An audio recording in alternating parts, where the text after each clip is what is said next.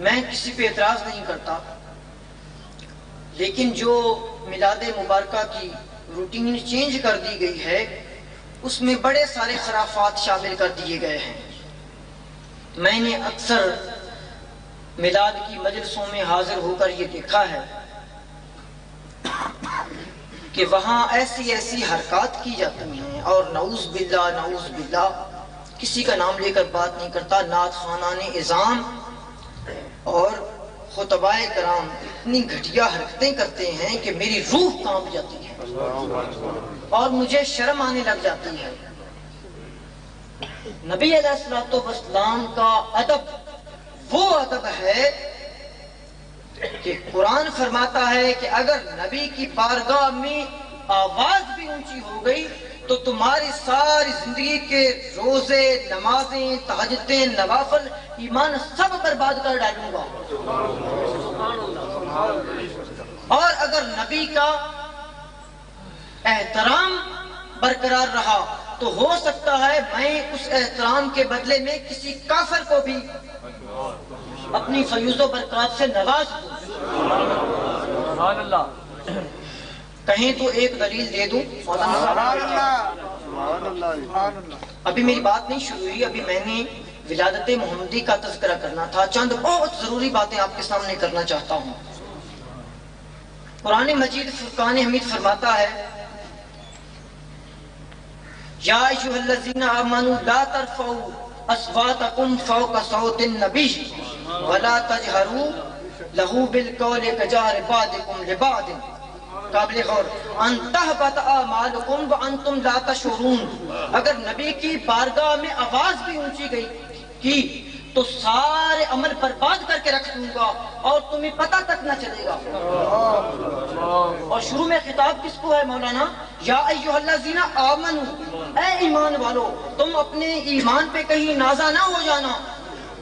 اگر نبی کی بارگاہ میں ذرا برابر بھی گستاخی ہوئی تو تمہارے سارے اعمال ملیہ میٹ کر دیے جائیں گے اور تمہیں پتہ تک نہ چلے گا۔ یہ کس کو فرمایا جناب علی؟ مومنین کو، مومنوں کو، نمازیں پڑھنے والوں کو، روزے رکھنے والوں کو، زکوٰۃ اور حج دینے والوں کو فرمایا کہ نبی کی بارگاہ میں اگر معمولی گستاخی بھی میں نے ملاحظہ کر لی تو تمہارے اعمال کو ملیہ میٹ کر دیا جائے گا۔ اب دوسری بات سنیے، بخاری شریف کی حدیث ہے کہ حضرت ثویبہ وہ لونڈی ہیں جو ابو لہب سخت ترین کافر جس کی مذمت میں اللہ تعالیٰ نے تبت یدا ابی لہب، اے ابو لہب تیرے ہاتھ ٹوٹ جائیں، حضور کا سگا چچا ہے لیکن گستاخی برداشت نہیں ہوئی اللہ تعالیٰ کی غیرت کو، فرمایا تبت یدا ابی لہب، جس ہاتھ سے تو نے اشارہ کیا ہے ابو لہب تیرے ہاتھ ٹوٹ جائیں۔ اس کی مذمت میں پوری صورت اتار دی گئی۔ اس نے کیا کیا؟ سرکار دو عالم کی پیدائش کا جب اس کی لونڈی نے اس کو آ کے تذکرہ کیا کہ اے سرکار آپ کو مبارک ہو، عبداللہ کے گھر بیٹا ہوا ہے اور اللہ تعالیٰ نے آپ کے مرحوم بھائی کو ایک بیٹا عطا فرمایا ہے تو مبارک ہو، تو خوشی میں ابو لہب نے کہا کہ جا آج سے تو آزاد ہے۔ سبحان اللہ۔ ابو لہب کون ہے جی؟ کافر ہے، کافر ہے، اس کی مذمت رہے گا۔ اب دوسری بات سنیے، بخاری شریف کی حدیث ہے کہ حضرت ثویبہ وہ لونڈی ہیں جو ابو لہب سخت ترین کافر جس کی مذمت میں اللہ تعالیٰ نے تبت یدا ابی لہب، اے ابو لہب تیرے ہاتھ ٹوٹ جائیں، حضور کا سگا چچا ہے لیکن گستاخی برداشت نہیں ہوئی اللہ تعالیٰ کی غیرت کو، فرمایا تبت یدا ابی لہب، جس ہاتھ سے تو نے اشارہ کیا ہے ابو لہب تیرے ہاتھ ٹوٹ جائیں۔ اس کی مذمت میں پوری صورت اتار دی گئی۔ اس نے کیا کیا؟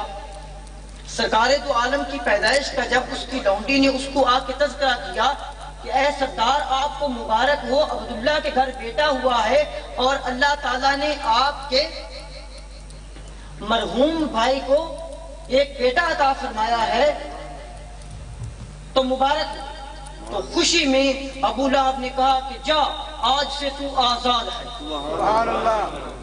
ابو لہب کون ہے جی؟ کافر ہے، کافر ہے، اس کی مذمت میں پوری صورت نازل ہوئی ہے۔ بخاری شریف میں حدیث ہے کتاب الصیام میں کہ ابو لہب مر گیا،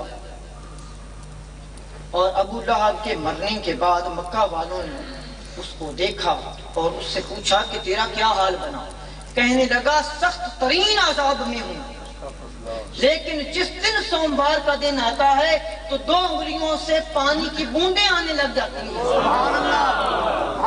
نقطہ میں یہ بیان کرنا چاہتا ہوں کہ مومن بھی گستاخی کرے تو اس کے اعمال جلا کر راہ کر دیے جائیں، اور ایک کافر بھی ادب کرے تو اللہ تعالیٰ اس کو فیض سے محروم نہیں رکھتا۔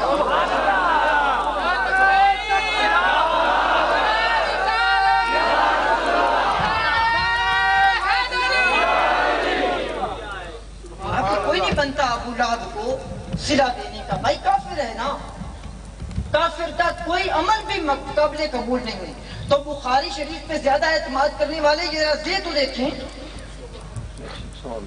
امام بخاری کو یہ روایت پسند آئی تو انہوں نے نقل فرما دی، اور اس عقیدے کے ساتھ فرمائی کہ اگر کوئی کافر بھی محبوب صلی اللہ علیہ وسلم کی خوشی مناتا ہے تو اس کو بھی اجر سے محروم نہیں رکھا ہے۔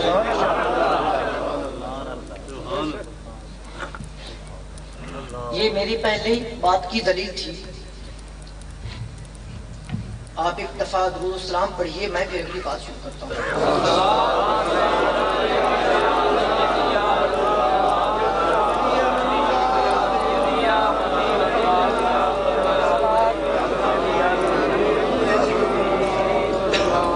میں نے آپ کے سامنے قرآن مجید فرقان حمید کی یہ آیہ مبارکہ تلاوت کی تھی، یا ایھا النبی انا ارسلناک شاہدا ومبشرا ونذیرا، اے محبوب، اے غیب کی خبریں دینے والے، ہم نے آپ کو گواہ اور خوشخبری دینے والا اور اللہ تعالیٰ کی طرف سے ڈر سنانے والا بنا کر بھیجا۔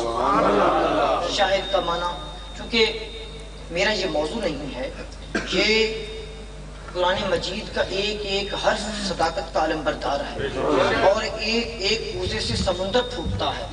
اگر میں شاہد کی تشریح کرنے لگ جاؤں تو وقت بہت بیت جائے گا۔ شاہد کا معنی ہے گواہ، صرف آپ معنی سنتے چلیے، بات جو میں آخری کرنے والا ہوں وہ سننے والی ہے۔ اور مبشر کا معنی ہے خوشخبری دینے والا، کہ اے مومنوں، اگر تم اپنے رب کی عبادت کرو گے اور مجھ پر ایمان رکھو گے تو اللہ تعالیٰ تم کو جنت کی نعمتیں عطا فرمائے گا، یہ خوشخبری ہے۔ اور نذیر کا معنی ہوتا ہے ڈر سنانے والا، ڈرانے والا، اور بصورت دیگر اگر اللہ تعالیٰ پر تم ایمان نہیں لاؤ گے اور میری اطاعت نہیں کرو گے تو پھر میں تمہیں دوزخ کے عذاب سے ڈراتا ہوں۔ یہ سادہ ترجمہ ہے، وَدَاعِيًا إِلَى اللَّهِ بِإِذْنِهِ وَسِرَاجًا مُنِيرًا، اور اللہ کی طرف اللہ کے حکم سے بلانے والا بنا کر بھیجا، کہ اللہ تعالیٰ کی طرف بلائے۔ لفظ ہے سراجا منیرا، اس پہ میں آپ کی توجہ مبذول کروانا چاہتا ہوں کہ سراجا منیرا، یہ سب علماء کرام بیٹھے ہیں، میرے سامنے کوئی تھوڑا پڑھا لکھا ہوا ہو یا زیادہ پڑھا لکھا ہو، میرے لیے بہت محترم ہے، سارے نبی صلی اللہ علیہ وسلم کی محفل میں آئے ہیں۔ سراج آپ جانتے ہیں کہ سورج کو کہتے ہیں، چونکہ قرآن مقدس میں فرمایا گیا ہے وَجْعَلَ فِيهَا سِرَاجًا، ہم نے زمین کے لیے ایک سورج بنایا ہے روشنی دینے کے لیے۔ اور چاند کے ضمن میں یہ آیا ہے کہ قمرًا منیرا، یہ قمر جو ہے یہ بھی روشنی دینے والا ہے۔ سراج سورج کی صفت ہے اور منیر جو ہے یہ چاند کی صفت ہے۔ اور اس آیہ مبارکہ میں نہ قمرًا منیرا فرمایا گیا اور نہ سراجا منیرا فرمایا گیا، اس لیے کہ محبوب تو سورج بھی ہے، تو چاند بھی ہے، اور تیرے رخ اقدس کی قسم، شام ہو یا صبح ہو، رات ہو یا دن ہو، تو ہر وقت رشد و ہدایت کا پیکر منور ہے۔